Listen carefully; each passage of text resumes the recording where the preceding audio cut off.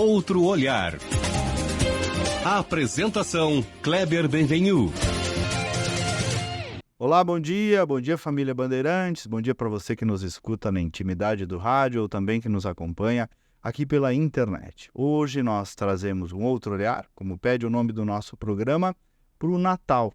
Olhar, na verdade, como tem que ser, como é a essência e o sentido da data, que é a celebração do nascimento do menino Jesus, uma data cristã. E para me acompanhar nessa reflexão, eu recebo o padre Lucas Mateus Mendes, pároco da Basílica Nossa Senhora das Dores, aqui em Porto Alegre. Padre Lucas, bom dia, tudo bem contigo? Bom dia, Kleber, bom dia quem nos acompanha aqui por essa transmissão, e fico muito feliz de poder, mais uma vez, conversar contigo, com aqueles que te acompanham, sobre essa data tão significativa. No mínimo uma vez por ano o senhor vem aqui para a gente conversar sobre essas coisas. E me conta, padre, será que cai a ficha das pessoas, assim, até mesmo dos cristãos, sobre o verdadeiro sentido do Natal, ou é uma disputa o tempo inteiro de compreensão do sentido dessa data? Olha, eu acho que uma das coisas que tem, ao menos, me chamado a atenção, e esse tempo do Natal, o tempo de preparação, talvez nos chame para isso, são as distrações, né, que podem nos desviar do foco principal. Então, talvez se não cai bem a ficha, é porque nós vivemos num mundo com muitas distrações, com muitos apelos. E aí, não só a questão comercial, para não cair nesse clichê de ficar criticando só a coisa comercial e tal, mas é também um elemento que pode... A loucuragem toda. Exato, é o combo, né? É o combo, é a ceia, é o presente, é a conclusão das coisas de trabalho no final de ano. As mil e umas festas. Exato, e pode ser que lá pelas tantas alguém chegue no dia 24, dia 25 e diga assim, rapaz, hoje é o Natal. Não é?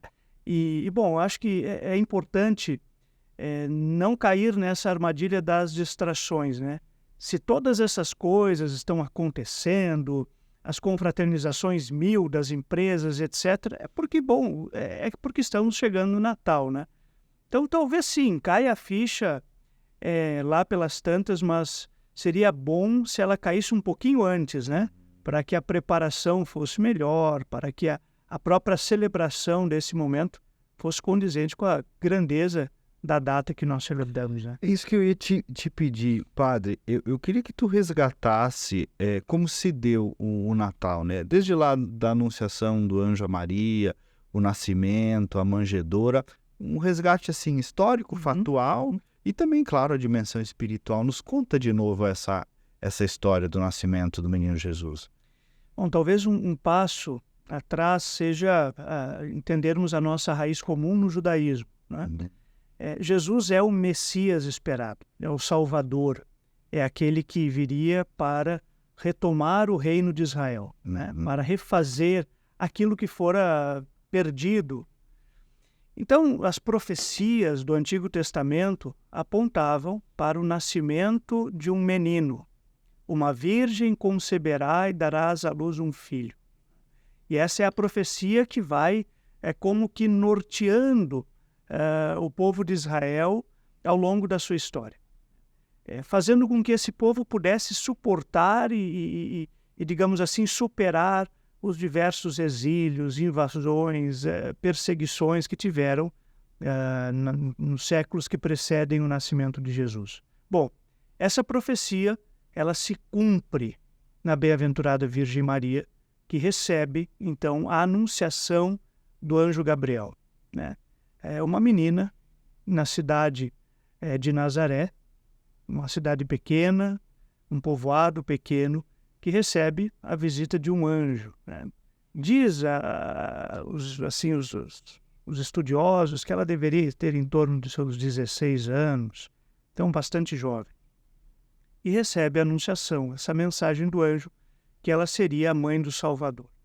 E uma das coisas que chama a atenção dessa cena bíblica da anunciação do anjo é que Maria, ela diz o texto, ela fica perturbada com essa mensagem. Imagina, ela estava prometida em casamento para José. A José. Ou seja, digamos assim, ela era noiva já com contrato assinado, né? mas ainda não era, de fato, casada, não havia sido realizadas as núpcias. E como ela poderia, então, ficar grávida? Isso lhe renderia a pena de apedrejamento, né? Mas, mesmo assim, ela acolhe aquela mensagem e diz o texto, né? Então, que Maria concebeu pela ação de Deus, pela ação do Espírito Santo. E José fica sabendo disso também por mensagem de um anjo em sonho, né? Ele já havia decidido despedi-la em segredo, para que ela não sofresse as consequências, que ela não fosse apedrejada, enfim. Então ele iria, entre aspas assim, terminar aquele noivado em segredo, não haveria denúncia pública, mas em sonho ele recebe essa mensagem de que aquele menino era o Filho de Deus. Ele assume esta missão, ele assume isso com todas as suas forças, né? E, bom, nós temos ali ainda a cena da visita de Maria a Isabel, que estava grávida de São João Batista. Quem era Isabel? Isabel era, diz o texto bíblico, parenta de Maria, seria uma prima, alguma coisa assim, e era um sinal.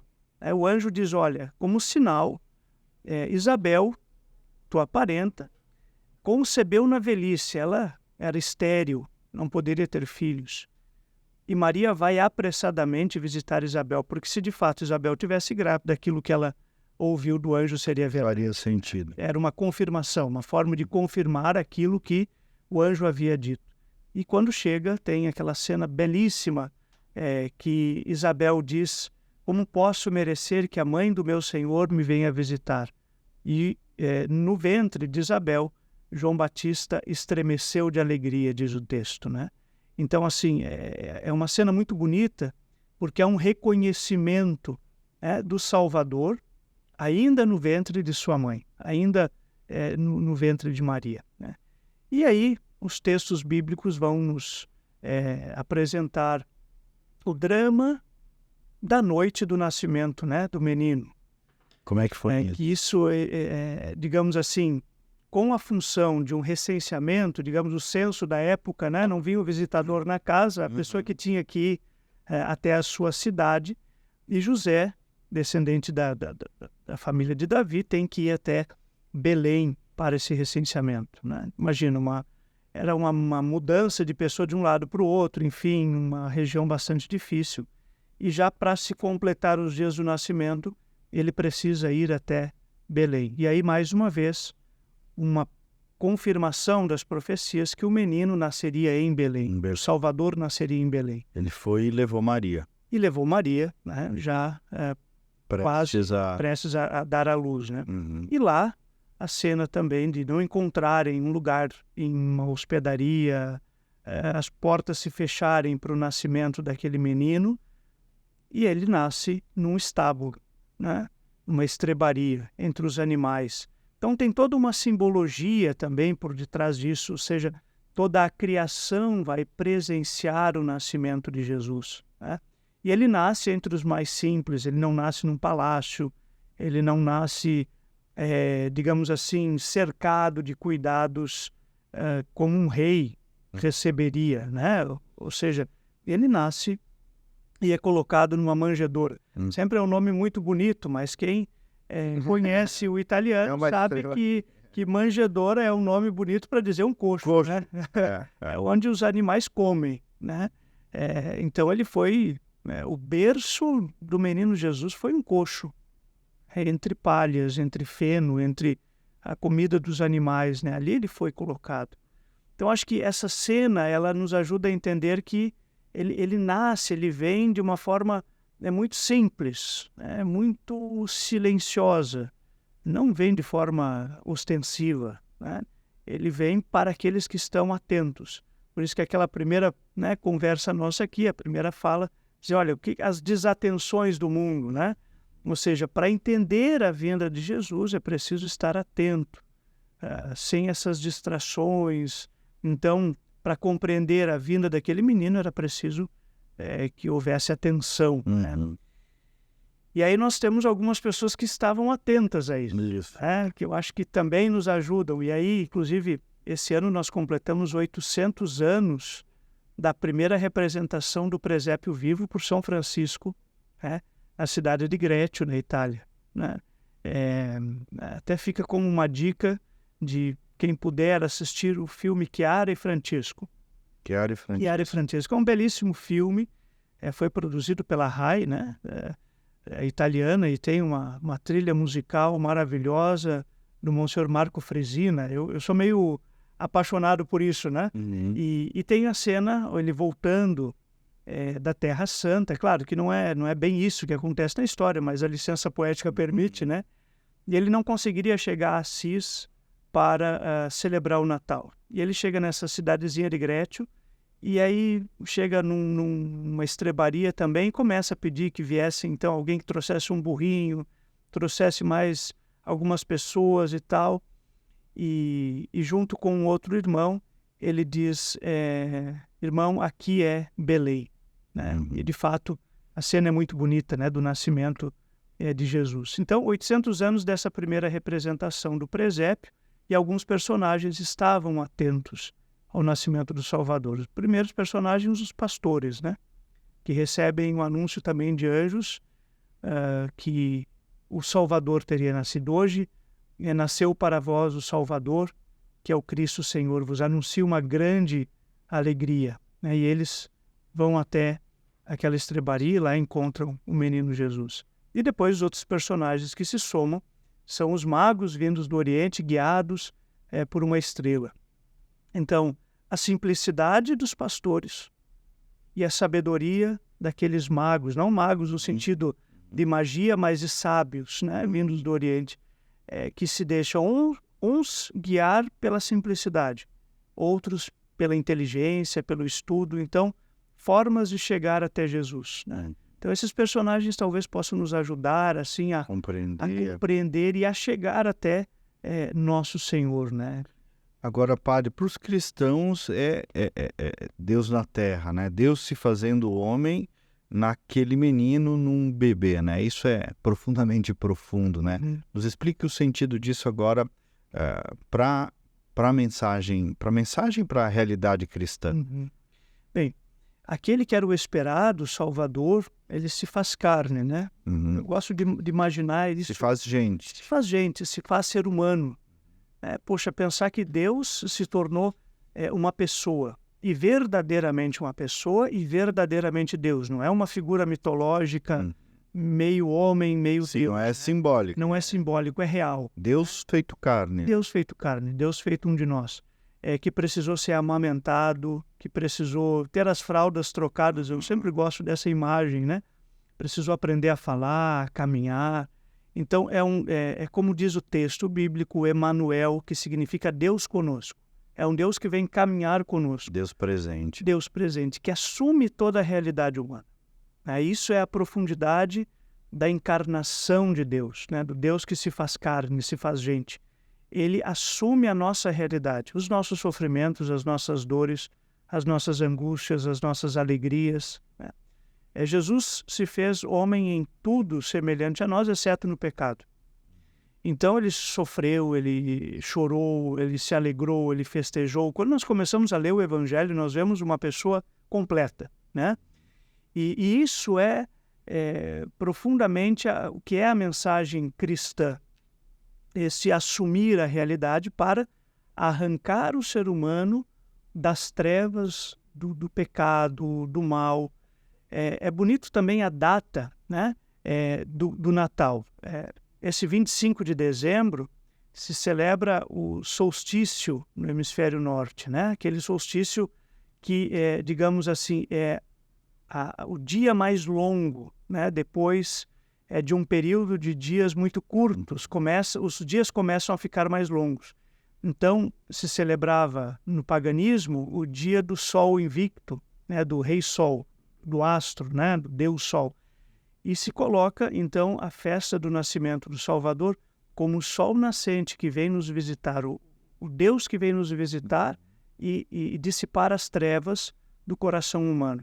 Então, isso é a celebração do Natal, né? Esse Deus que assume a nossa condição humana, que vem caminhar conosco, que assume a nossa realidade, que não é indiferente aos nossos sofrimentos. Porque ele não precisaria vir, né? Então o senhor está dando o sentido de por que ele veio. Exato. Por que ele veio? Exato. Claro, nós por nós mesmos não conseguiríamos sair dessa realidade das trevas que nós nos colocamos, pelo egoísmo, pelo fechamento, por uma vida voltada apenas para si. E Deus vem até nós para que nós pudéssemos ir até Ele. Esse é o movimento, né? Deus assume a nossa condição para que nós possamos assumi-lo enquanto Deus da nossa vida, né? Então, Ele poderia vir de outra forma? Poderia. Nosso Senhor poderia ter simplesmente aparecido, né? Pum, um passe de mágicas. Não, mas Ele prefere, Ele quer assumir toda a vida humana. E Ele vai assumir isso até a morte. Até a morte, até a cruz. Na espiritualidade tem uma ligação muito bonita entre a cruz e a manjedoura, né? Aquele que se dá menino na manjedoura, né? Se dá a nós na cruz também, e depois vai se dar a nós também no alimento, que é a Eucaristia, que é a missa, etc. Então, ele decide vir até nós para que nós pudéssemos ir até Ele, né? Criar esse movimento de mão dupla, né? Ou seja, ele abre as portas dessa realidade espiritual, dessa realidade sobrenatural, dessa realidade de fé. Então, para nós, cristãos, né, o Salvador é Jesus Cristo, é Ele, não há outro. E Ele vem até nós para que nós pudéssemos assumir também essa realidade divina e irmos até Ele.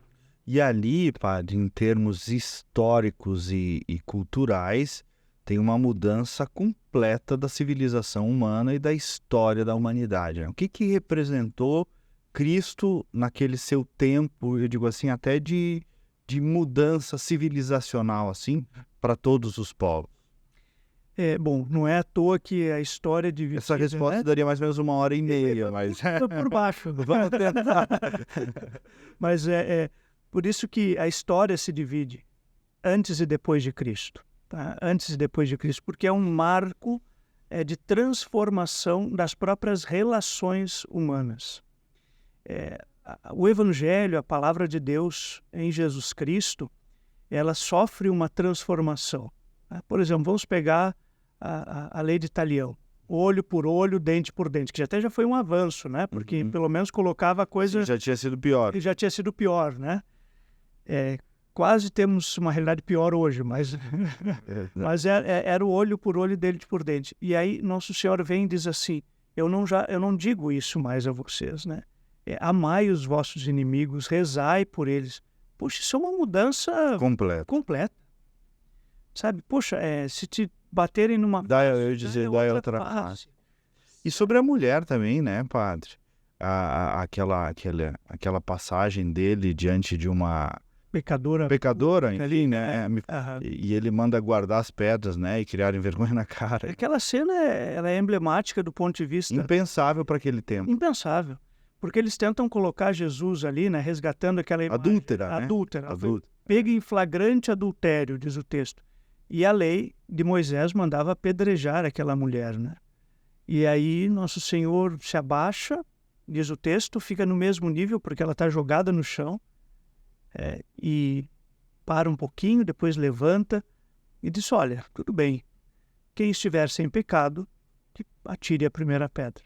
E diz o texto que um por um, a começar pelos mais velhos, foram largando as pedras e deixando aquele lugar. Aí Jesus disse, olha, eles não te condenaram, eu também não te condeno. Porque ele sim poderia. Ele é o Senhor, o juiz, ele poderia condenar aquela mulher pelo seu pecado, mas é ele que salva a mulher daquele pecado, né? E com isso ele resgata. E tem outra cena também emblemática com uma mulher, uma samaritana, que eram adversários dos judeus, num poço, né? E aquela samaritana não poderia nem conversar com o judeu. E Jesus se aproxima dela e pede de beber, né? Dá-me dessa água. E ela começa a conversar com ele e diz, olha, se tu soubesse quem está te pedindo de beber, tu pediria a mim uma fonte de água viva. Então começa uma mudança cultural, civilizacional gigantesca. Humanitária mesmo. É uma humanização das relações. O Papa Paulo VI, São Paulo VI, disse numa a Conferência das Nações Unidas, num determinado momento, que a igreja era perita em humanidade, porque a mensagem do Evangelho é extremamente humanizadora, humanizadora. Ou seja, o senso de resgate antropológico ele é imenso. É gigante. Ou seja, é o cuidado, por exemplo, com as mulheres, com as crianças. Jesus disse, olha, deixai vir a mim as crianças. As crianças não tinham direito algum, eram que nem escravos, e as mulheres, da mesma forma. Tem países que é assim até hoje. Tem países que mantêm esse mesmo, digamos assim, modus operandi, essa mesma forma de visão, entre aspas, humana, que é desumana, né? Então, ou seja, Jesus traz a mulher, a criança, o doente, era o paralítico, era o leproso. Eram pessoas que haviam, na concepção judaica de então, sido excluídas do convívio. Por quê? Porque todas essas condições, a viúva, a criança não, mas a viúva, o doente, o paralítico, eles eram afastados. Por quê? Porque aquilo era fruto de algum pecado. E Jesus diz, não, vem para o meio, como ele diz. Tudo isso que hoje é bonitinho, na verdade, teve ali uma mudança humanista. Eu fico, às vezes, assim, um pouco desconfortável quando alguém acusa, porque a igreja é isso, é aquilo, é radical, é excludente, os cristãos... Cara, se você parar para pensar, se não fosse a mensagem do Evangelho, nós não teríamos nem possibilidade de falar essas coisas. Porque tem que amar o próximo. Quem é que disse isso? Jesus. Sabe? Então, assim, o amor ao próximo, tudo isso que hoje a gente coloca, assim, às vezes, a bandeiras despregadas, o sentido e que de fato é o amor verdadeiro ao outro, a acolhida, né? Não olhando para a condição da pessoa, mas olhando para a pessoa em si, foi dito por nosso Senhor no Evangelho. Só que, claro, diante daquela mulher, ele diz assim, eles não te condenaram, eu também não te condeno, vai e não peques mais. Não é que agora, bom, eu posso viver a vida assim, para liberar. Estilo Zeca Pagodinho, deixa a vida me levar, a vida leva eu. Não. Eu preciso fazer com que a minha dignidade como filho de Deus seja respeitada, seja vivida. Porque várias vezes Nosso Senhor foi duro também. Exato. Teve Nosso Senhor do afeto, em outras passagens ele foi duríssimo, né? Diante dos vendilhões do templo, ele tece um chicote de corda. Saiu quebrando tudo. Saiu levantando as barraquinhas do pessoal lá, expulsando. Quando vem os fariseus, ele diz, olha, raça de víboras, quem vos ensinou a fugir do deserto? Então, assim, não é o Jesus, o de estoque, paz e amor, não. É o Filho de Deus, né, que veio para nos dizer, olha, esse é o caminho. Dizer verdade. Dizer a verdade, né? Eu sou o caminho, a verdade e a vida, ninguém vai ao Pai senão por mim. Então, conhecereis a verdade, ela vos libertará. Então, é isso, né? A verdade, às vezes, é dura. A verdade, normalmente, né? A via de regra, ela é muito dura. Então, a verdade é o que, de fato, pode nos libertar. Claro que dizer isso, naquilo que o Papa Bento XVI, saudosa memória, denunciou como ditadura do relativismo, é quase um palavrão hoje, né? Diz, a verdade, não, mas a verdade é relativa. A verdade, ela é objetiva, né? Eu não consigo relativizar a verdade. Eu posso relativizar a minha aproximação da verdade. Agora, a verdade em si é branco, é preto, é azul, é amarelo. Não tem como mudar isso, né?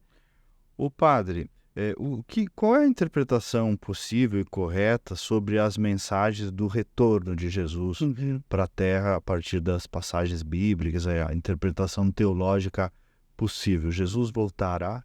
Ele virá uma segunda vez, né? Nós católicos rezamos no creio e cremos que o Senhor voltará, virá e voltará para julgar vivos e mortos. Isso significa que será uma vinda em meio a essa realidade, porque vai julgar aqueles que ainda vivem e aqueles que já morreram. Que na teologia católica nós dizemos assim, existem dois juízos que nós vamos ter diante de nosso Senhor. O primeiro é o juízo particular. É a nossa vida colocada diante da vida de nosso Senhor. É a nossa vida confrontada com a vida de Cristo. E o critério de São João da Cruz é segundo o amor. No entardecer da nossa vida seremos julgados segundo o amor. Então, o Evangelho de São Mateus, capítulo 25, escutávamos há um mês e pouco atrás na missa, né? estive com fome e me desse de comer, estava nu e me vestisses. Quando foi que fizemos isso a ti, Senhor? Ao menor dos meus irmãos, foi a mim que o fizesses. Então, ele virá num juízo primeiro, mas voltará uma segunda vez, né? O que é essa segunda volta de Cristo? É o estabelecimento de novos céus e nova terra, né? Onde toda a provisoriedade desse mundo passará. Quando isso acontecerá, né, nosso Senhor mesmo disse no Evangelho, isso está no coração do Pai. Né? O dia nem a hora, ele disse, nem eu sei. Ele só disse vigiai, né? Vigiai, né? Estejais atentos, Preparados. né? Preparados, para que esse dia não vos surpreenda como um ladrão. Né? Então, o Senhor virá uma segunda vez. Isso deve ser motivo de alegria, não de medo. Né? É claro que pode ser um motivo de medo se a nossa vida não está conforme ali o Evangelho. Então, eu tenho que procurar viver conformando a minha vida à vida de Cristo, né? Procurando viver aquilo que Ele nos ensinou, aquilo que Ele pregou. Na limitação da nossa condição humana, é claro, né? Nós miramos a perfeição, mas sabemos que ela é uma meta e nós vamos caminhando em direção a ela. Quando é que nós vamos atingir? Bom, quando o Senhor resolver nos chamar. Bom, aí atingimos a meta, mas o processo é um caminho de retomada. Então, esse estar preparado, atento, vigilante, é um caminho de vida que nós vamos fazendo, sempre com muita tranquilidade, né? Não aquele desespero, bom, eu preciso encontrar alguma coisa que vai dizer, é amanhã que Jesus volta. Até porque tem um teólogo, Ruiz de la Penha, que ele diz, olha, se nós soubéssemos o dia da volta do Senhor ou o dia da nossa morte, nós não viveríamos. Deixaríamos tudo para a última hora. Como bons brasileiros, né? Deixaríamos tudo para a última hora. Diversos intérpretes de profecias e tal falam de similitudes de coisas que estamos vivendo hoje com alguns predicados do que seriam os fins dos tempos. Sim. Eu acho que isso é uma leitura muito pertinente. Por quê? Porque nós precisamos estar atentos aos sinais dos tempos. O que é isso, né? Aquilo que a nossa realidade está mostrando. Olha, estamos passando por tribulações, poxa, são guerras, são... aquilo que se diz são convulsões cósmicas, né? É um furacão, é um vulcão, é não sei o que e tal. O que isso pode nos mostrar? Que o Senhor está voltando? Sim, Ele está voltando desde o primeiro dia que foi, né? Ou seja, o tempo está cada vez mais abreviado, mais próximo. Pode estar realmente muito próximo? Sim. Pode ser que isso sejam sinais muito evidentes e que nós precisamos estar atentos. Agora, o que isso implica na nossa vida? Né? Implica que nós precisamos viver mais o Evangelho, então. Né? Ou seja, essas leituras de possíveis interpretações, esses sinais, precisam conduzir a nossa vida para uma vida maior de santidade, por amor a nosso Senhor e, por consequência, amor às pessoas. Então, poxa, se eu estou vendo tudo isso, como é que eu vou moldando a minha vida? Sabe? A profecia, o sinal... É isso mesmo, é um sinal, ela não tem um fim em si mesmo. Ela aponta para uma outra realidade. E essa outra realidade precisa ser transformadora na minha vida. Padre, o Natal tem um sentido também, ou se fala muito de renovação, né? De recomeço. Como é que é isso? Bom, o que pode nos inspirar o Natal nesse sentido? O Natal ele pode atingir a todos, né? Cristãos, não cristãos, obviamente que ele é cristão, né? Ou seja, é difícil falar do que é o Natal verdadeiramente para alguém que não é cristão. Mas eu posso tirar algo que é extremamente, digamos assim, implicado no Natal, que é o sentimento de uma palavrinha que ficou um pouco desgastada no nosso tempo, que é solidariedade. A solidariedade, ela não é filantropia. Não, a solidariedade é a capacidade de assumir a realidade do outro, assim como Deus assumiu a nossa realidade. Né? Eu sou solidário à medida que eu procuro viver as mesmas dores, né? Ter os mesmos sentimentos que aquela pessoa. Então é isso que é a solidariedade. E quando eu vejo essa realidade que precisa ser transformada, que precisa ser modificada, eu vejo que eu preciso recomeçar a partir de mim, Então, é um bom tempo de fazer um balanço de vida, né? As empresas dessa época agora começam a fazer o seu balanço, né? Patrimonial. Olha, tem que apresentar lá os contadores. Metas. Nós atingimos, não atingimos e tal, como é que está lá, o que tem de patrimônio líquido, enfim, né? Na nossa vida precisaríamos ser um pouco contadores nesse tempo, sabe? E contar é poder distinguir as coisas. Digo, olha, isso foi positivo, isso foi negativo, isso aqui me fez melhor, isso aqui não me fez melhor. Então, bom, se eu olhei as metas da empresa do ano de 2023 e vi que algumas não foram atingidas e renovo essas metas ou transformo algumas coisas para 2024, na vida pessoal também eu faço isso, né? Então, por isso que é um tempo de recomeço, é um tempo de colocar algumas metas. Outras talvez você vai dizer assim, olha, essas aqui não tem como atingir em um ano, essas são metas de longo prazo. Então, e eu acho que mais do que estabelecer metas e recomeços, é estabelecer um modo para alcançar isso, sabe? Seria um tempo muito propício para organizar um bom plano de vida. Bom, eu tenho essa meta, como é que eu chego lá? Como é que eu faço isso acontecer? Quais são os passos que eu tenho que dar para que eu seja um pai melhor, um padre melhor, uma esposa melhor, um filho melhor, um profissional melhor? Eu preciso ter o passo a passo, né? Porque senão fica aquela história, eu vou começar o regime na segunda-feira, né? A academia eu começo não sei quando e tal, eu falo isso em primeira pessoa, né? Por quê? Porque eu não coloco um caminho até chegar lá. Eu digo, eu quero o projeto verão, mas o projeto verão tem que começar no verão anterior, né? Senão não vai chegar ali no resultado que eu quero fisicamente. Assim são as coisas espirituais, as coisas emocionais. Nós vemos um tempo de muita ansiedade, de muito sofrimento psicológico e uma boa parada, uma boa revisão de vida e um bom planejamento de vida podem ajudar, porque senão eu fico olhando para a meta, e isso só me gera uma ansiedade, né? E vida real, não só vida digital, que eu acho que é outro problema do nosso tempo também, de todos nós, né, Padre? Talvez aprender de Jesus a fazer-se carne de novo. Boa. Deus se fez carne, ele não se fez byte, ele não se fez digitalização, Reels, exatamente, ele não se fez curtidas e tal, né? O mundo real, o tocar as pessoas, o tocar a realidade, o tocar as alegrias humanas, os sofrimentos, né?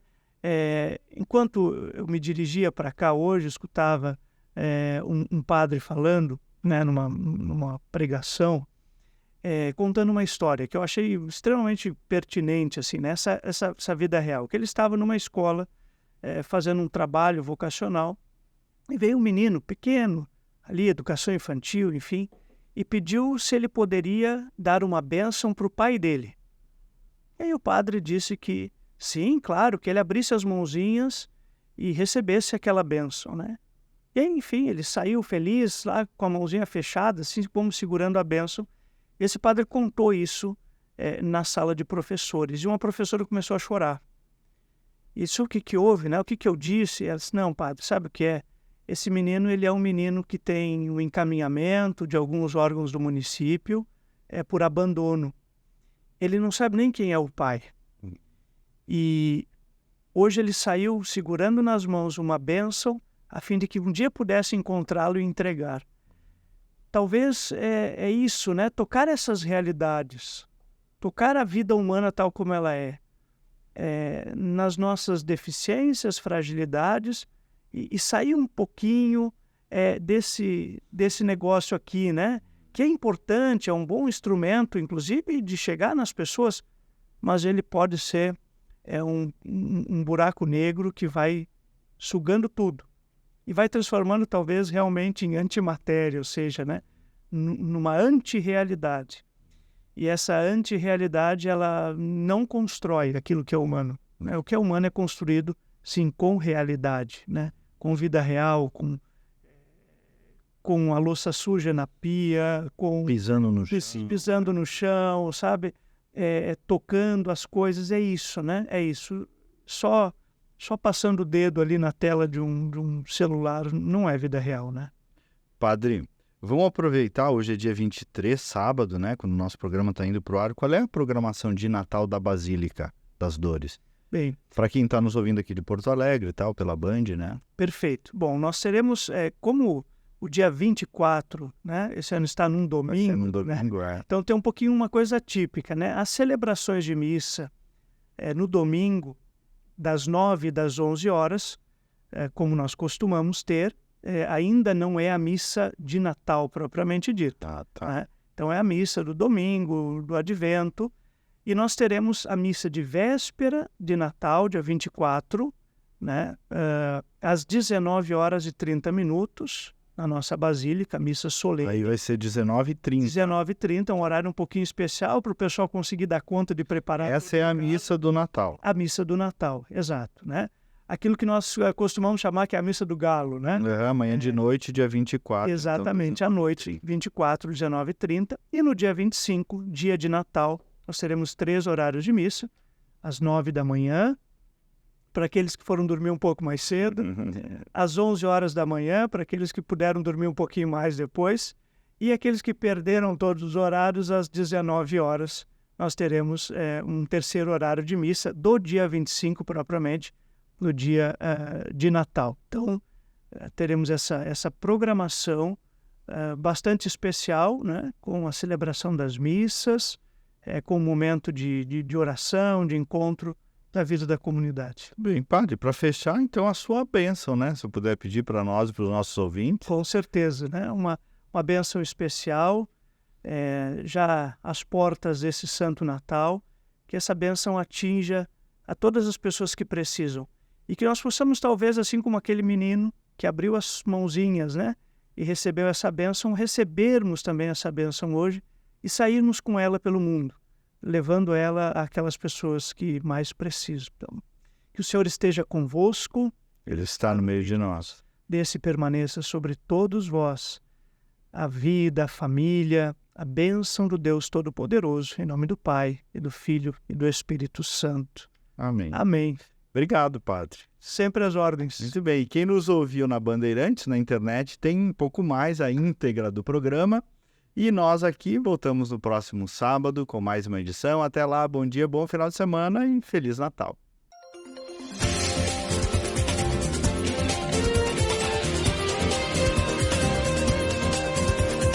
Outro olhar. A apresentação Kleber Benvenu.